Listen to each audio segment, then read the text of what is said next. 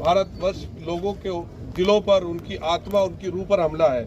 हम सब लोग 2 मिनट के लिए खामोश रह कर के उन लोगों को अपना इजहार हमदर्दी करेंगे और फिर बाद में उनके लवाहिकीन के लिए सब्र की दुआ कर रहे हैं। हमारे दरमियान में हमारे सीनियर मेंबर ऑफ पार्लियामेंट मोहतरम जनाब भाई अदीब साहब मौजूद हैं और यंगेस्ट राज्यसभा के मेंबर ऑफ पार्लियामेंट भाई हारिस बीरन साहब मौजूद हैं और भी हमारे मेंबरान पार्लियामेंट जो मस्जिद में थे वो सब इसकी तायीद में हैं। सारी मस्जिद के लोग, सारी नमाजियों में हमने आज दुआ की है और उन पर अल्लाह की लानत भेजी है जिन्होंने ये जालिमाना काफिराना अमल किया है।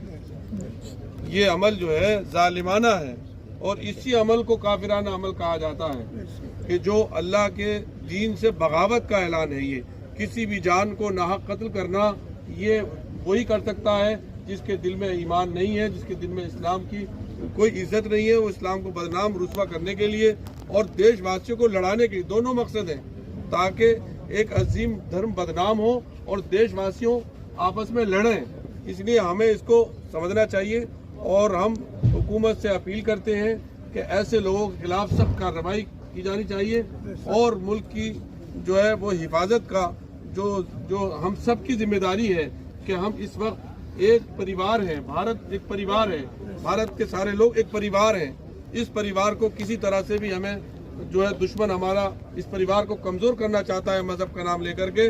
हम सब हिंदुस्तानी, हम सबसे पहले जब हिंदुस्तानी होने की बात है तो हम सब पहले हिंदुस्तानी हैं और हम सब इंसान हैं और एक दूसरे के लिए हमारा रिश्ता उस आदिल शाह से है जिसने लड़ते हुए बचाते हुए अपनी जान दे दी।